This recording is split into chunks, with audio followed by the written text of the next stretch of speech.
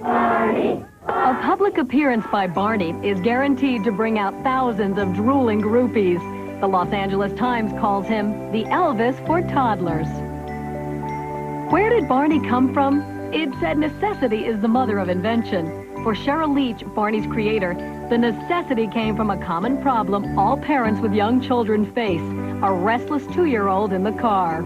Barney was an idea that I had driving down the freeway in Dallas, Texas, and I was thinking, what if I created something, what if I made something that would hold a 2-year-old's attention for 30 minutes? So how'd she do that? The character originally was a teddy bear, and in the first treatments that I did, I had Barney as a snuggly that would come to life and interact with children. Then my son went to the traveling dinosaur exhibit, and he was in love with the Tyrannosaurus Rex. 2-year-old Patrick changed the concept from a teddy bear to a stuffed dinosaur that waits until adults leave, then magically comes to life. Patrick's idea was the first of 3 key Barney decisions made by toddlers. But how to transform this idea into something tangible for Patrick? Cheryl's solution was simple: make a videotape. The hitch? She didn't know how. Sheryl had a master's in education, but knew nothing about video production. Again, she turned to her family. Her father-in-law owned a small educational video company. Together, they produced the first Barney video. Oh my God, now we have to sell these. It was far easier learning how to do video than learning how to market video. We knew from the very beginning we could not market Barney to adults. They viewed the programming and they go, oh my, it is so sweet, it is so sugary. They don't really understand it, and they're not entertained by it. A videotape that children love to watch but leaves adults baffled. A tough sell in the billion-dollar-a-year children's video market, especially for someone like Sheryl with no prior experience in marketing. How'd she do it? Help was right around the corner. We hired 18 moms from my neighborhood, and we trained them how to do telemarketing as if we knew. This grassroots sales staff was nicknamed the Mom Blitzers. Sheryl counted on their experience with children to help them convince other adults to give Barney a try. Sheryl told the Mom Blitzers what to say, rehearsed them saying it, then gave them phone lists of video and toy stores and got them calling. When my children went to school, I took my little corner and I used the telephone and concentrated on all the calls. It worked probably about from 2 to 5 hours a day. We introduced ourselves, and then we were told to say that we're here to introduce to you a purple and green dinosaur, friendly little animal that's wonderful with children. The initial marketing strategy: give the tapes away for free. Where? Preschools. Why? Sheryl needed to answer 3 questions. Would the schools play it? Would the kids like it? Would the parents buy it? The answers: yes, yes, yes. So it was that behind-the-scenes marketing. It wasn't starting at the top and trickling down with the marketing. It was starting at the bottom, at the actual child, and then building from the ground up.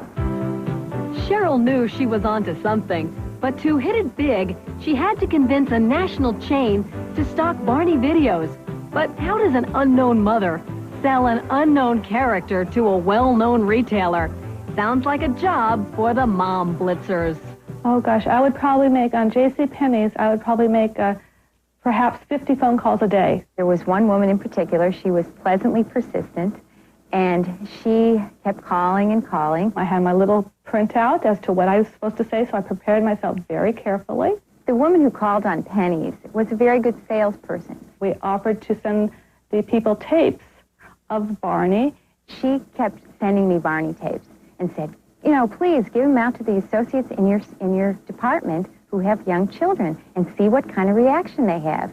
A tape came on my desk of a Barney, and I called the group together, and I put it in, and I could see the attention level immediately drifting away when a 6-foot purple dinosaur, who was not very sophisticated, started dancing around on the screen.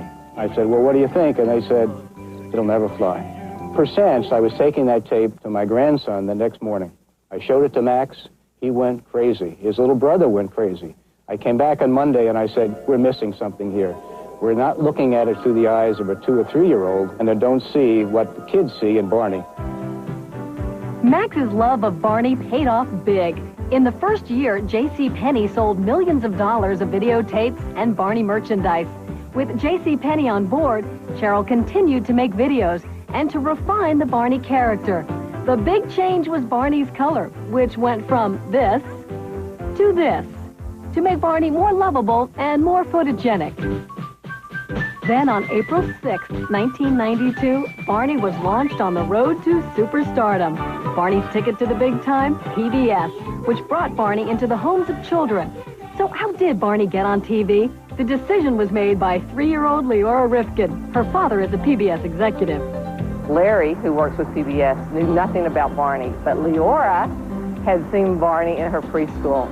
And he went home and saw that she watched it over and over and over again, and he called me and said, have you ever considered PBS? How valuable is a daily broadcast slot on PBS?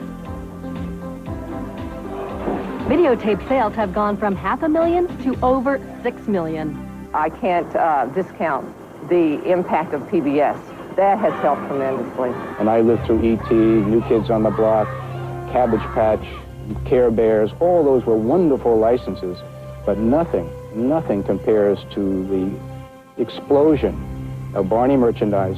I mean, it is an amazing phenomenon.